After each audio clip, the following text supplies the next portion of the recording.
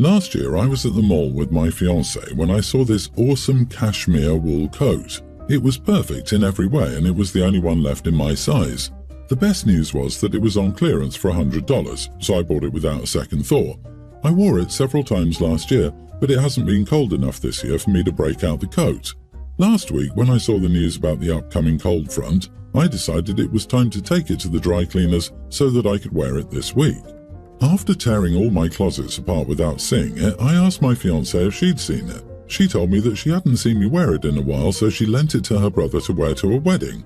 I was annoyed at hearing this, but decided not to make a big deal, so I simply told her to tell her brother to bring it back so I could get it dry cleaned.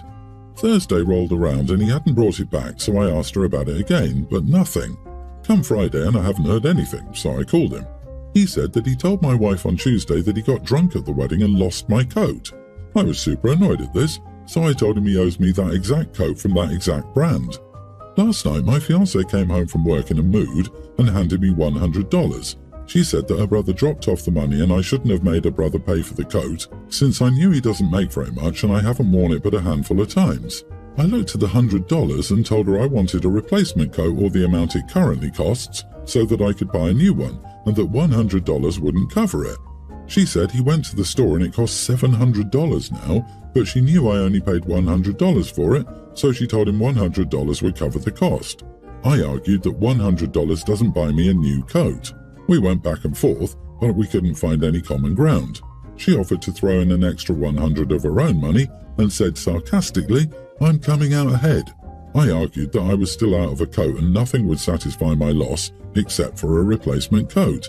She argued that I didn't have to have the exact coat and that I could buy a similar one for $200.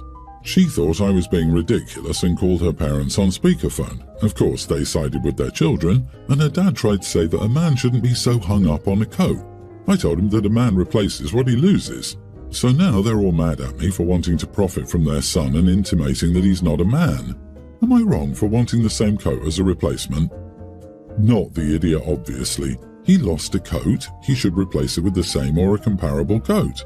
Not handing you $100 like that covers it. And your girlfriend should cover it if her brother doesn't, since she lent your things without your permission.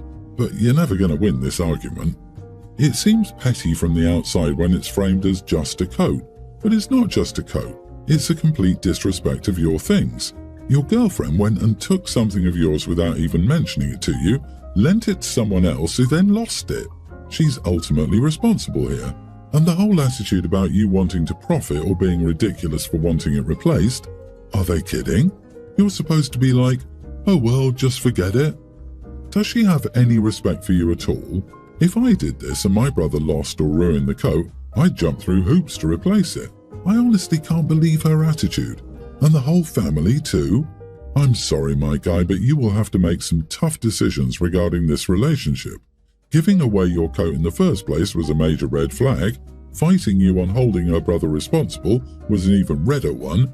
And finally, bringing her parents into the mix as if they would be neutral arbiters. I feel like it's obvious she's going to keep pulling selfish crap like this. Agree. Literally, she called her parents on speakerphone to help bully OP into bending over. Dad even tried to emasculate OP into bending to their will. Luckily, it didn't work. As a possible side note, will she always be loaning money to her brother or other relatives who don't make as much as she and OP do? OP needs to run away. At the very least, take the $200 now and break up. Take the brother-in-law to court for the rest. If he gets nothing, it's $500. Divorce and heartache cost a lot more. My little brother recently moved in with me.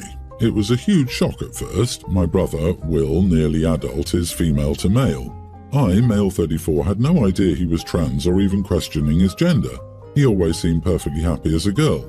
I knew he was very feminine, presenting and all. It turns out he came out to our parents after getting his haircut, and they didn't take it well in the slightest. From what he's told me, he wasn't exactly kicked out, they just started being unbearable. They were calling him Myla in every sentence they said, just to annoy him, I suppose. Mum kept booking him in for appointments to get hair extensions and his lashes done, and our dad didn't let him wear the male uniform to sixth form, and so on. It got so bad that he took a train from down south to up north to ask if he could live with me. Of course, I said yes. The house is big enough to have him live there. There are 4 bedrooms and an attic room. My girlfriend Nico, 32, was irritated when she found out. We've discussed her moving in before Will came, and now she's telling me that she will not move until Will leaves. I've explained to her that Will isn't a child we'd have to constantly supervise, that if anything, he's the one making the place more livable. He's very insistent on adding on to the home decor and so on, as well as being better than me at cleaning, and that the house is large enough to still have privacy even with him around.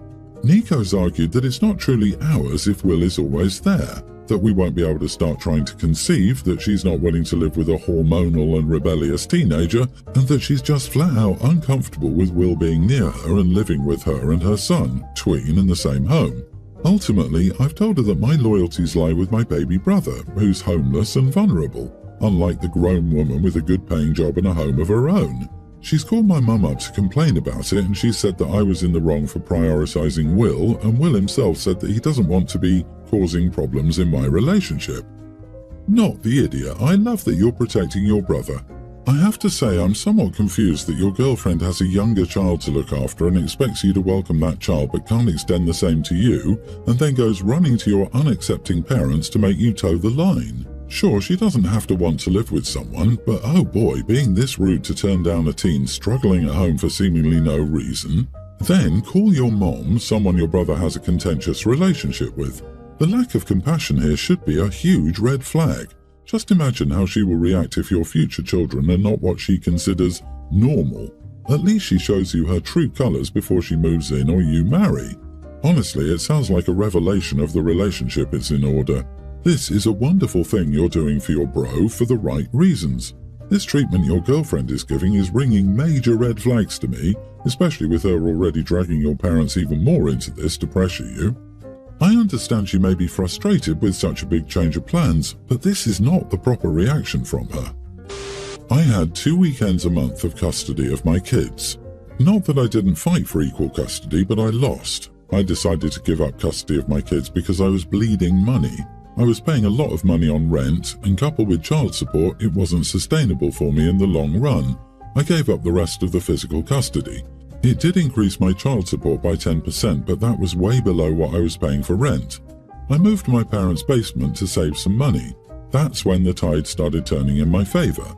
One of my co-workers, let's call him Richard, wanted a cheap place to rent, and I convinced my parents to let him rent their basement and let me stay in my childhood bedroom, aka a new gym room. It wasn't easy and a lot to ask, but I was able to show a somewhat concrete financial plan. For 2 years, Richard, now my best friend, rented my parents' basement, and I lived with my parents in my old room. My parents sacrificed to let me stay for 2 years. I saved a lot of money by not spending on anything other than food. I didn't buy any clothes, not even underwear, never went on a vacation, and never went anywhere that would require any kind of money. I wasn't able to qualify for a mortgage because of child support obligations, so I took my savings, and my parents combined it with rent money from my co-worker to put a down payment on a house. I've lived in that house for 6 years now. I rent it from my parents because they take normal rent from me and pay the mortgage, and the rest goes into a fund for me. I got a roommate too, so technically I live for free. This has helped me save a lot of money. My parents are still renting their basement as they felt lonely after Richard and I left. Richard also bought a house in my neighbourhood. All in all, life was difficult, but now it's good. I've saved a lot of money and am planning a comfortable retirement. So after 6 years, I finally have discretionary money to spend. So I took a week off from work last year and travelled with my girlfriend, and I flaunted it on social media. My ex-wife suddenly started texting me that I was a deadbeat. I never missed a child support payment, and selfish as I should have taken the kids on vacation. When I gave up the custody, I would have to beg her to let me talk to my kids. I remember the day when she asked for more money and refused to let me talk to my kids if I didn't give her. That was the last day I ever contacted her or my kids, so I didn't think she would have let me take the kids on vacation. I wrote about my journey to show that it wasn't easy to reach the place I am now, but I made it by sacrifice on my part and my parents' part. I have a house and money that I earn for myself. I should be able to flaunt it and enjoy it as I please. Am I the idiot? You are the idiot. You gave up custody. She won't let me talk to my kids is like the deadbeat dad motto. If you kept custody like a decent person, she legally could not keep you from them, but you gave up custody and blamed her for your predicament. Yeah, this doesn't even make sense. What was the point of fighting for custody if you were just going to throw away your time anyway? If you were given every other weekend, you had secured access to your kid. It makes no sense for you to have thrown that away. Have you saved any money towards your kid's future, or is that based on your ex letting you see them? And while congratulations on rebuilding your life, are you suspiciously vague as to why you split with your ex? And it is Richard's money and your parents' generosity that rebuilt you, not your hard work. Not the idiot for going on holiday and posting on social media, as that was the question. You are, however, a massive idiot for abandoning your kids. You had custody for 2 weekends a month, which you gave up. Why couldn't you continue seeing your kids while living with your parents? Your ex is right, you are a deadbeat father. Even though you pay your child support every month, you chose not to contact your kids for 6 damn years. The worst part, you're so damn proud of this. I really hope your ex is remarried and they call her husband Dad. My husband and I live right next door to his friend Tim and his friend's wife Jonah. I have a son, preschooler, and an infant daughter. Tim and Jonah have a kindergartner and an infant, boys. My labour went a lot smoother than hers did. She ended up needing an emergency hysterectomy as she was bleeding out on the delivery bed. They came home last night. When they got home, Tim called my husband down to smoke, and when he got back upstairs, he told me that Tim had asked him for a favour. He was wondering if I would go over to his house periodically throughout the day while he was at work to check on his wife and do tasks for her, cooking, cleaning, keeping her company, as she was bedridden and feeling down and depressed from the unexpected hysterectomy and the reality of not being able to have more children. Listen, I feel for the woman, I really do, but this is not my problem. I just had a baby less than a month ago, and even cooking for us is a chore because I'm exhausted. My husband said repeatedly, "It's okay if you say no, I'm sure they would understand, but it'd be nice if you did this for them because I'm sure she could really use the company." I know I'm being selfish, but I don't care if she could use the company, and I feel backed into a corner and manipulated with wordplay. It's okay if you say no, but you should just say yes. So much so that I'm getting really angry that this is even being asked of me. I asked my husband why he or his buddy would immediately think I would be available to do this, considering I just had my baby and I'm also taking care of our older kid. He said, "I understand that, but you're already up and doing things, and she can't even do that because she's bedridden, so she can't even make her kid food or anything." Anyway, I told him no. I told him I had a bad taste in my mouth about them attempting to back me into a corner for a yes answer with their guilt trips, and that if she was incapable of doing anything, Tim needed to step it up and either A, take time off from work, or B, start meal prepping and call someone else to come into his home to do everything else. My husband and Tim work at the same job, and they were both given 4 days off when we went into labour, so he had time to try and figure this out, but instead he just tried pawning it off on me, thinking I would say yes. My husband said he doesn't blame me for saying no, but my attitude on it has caused tension between him and Tim because I'm acting heartless. Am I the idiot for not caring that Jonah needs help and telling them it's not my problem? Edit, I just want to add that I've met this woman twice for at most 15 minutes each time. My husband has only met her maybe 3 times. He only just started hanging out with Tim 4 months ago after he started working with him. Their friendship grew quickly because we coincidentally moved beside them a month after they met. Absolutely not the idiot. You're a weak postpartum. People should be bringing you meals. Tell your husband and his buddy to hire a caretaker. Go to a church. My church offers services like this for people in need. Or someone can take time off work. I hate when people feel the need to be charitable with other people's resources. They both get to feel great about helping her out while you, still bleeding and postpartum, get to take on other household chores. They could have spent that smoking time batch cooking meals, cleaning the house, etc.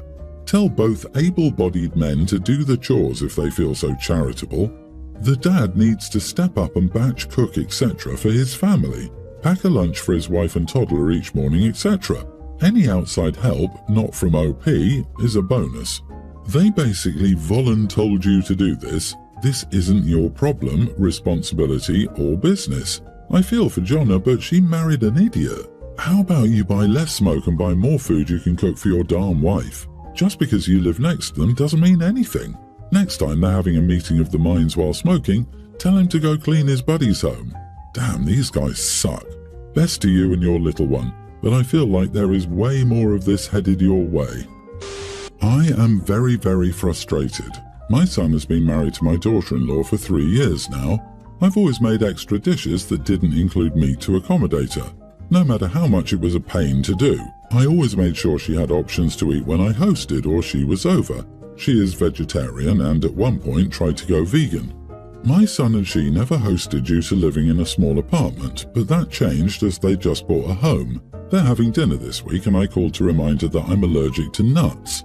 She then informed me that she didn't have time and told me to bring my own food. She told me that she cooks a lot with different nuts and can't adjust her menu. This is where I might be a jerk. I told her I wouldn't be going and neither would my husband. I've accommodated her for years and I've never made her bring her food. This started an argument where she thought I was being unreasonable. My husband is on my side, but she and my son are very upset. Not the idiot. Allergies are not food critiques. You can die from a bad reaction.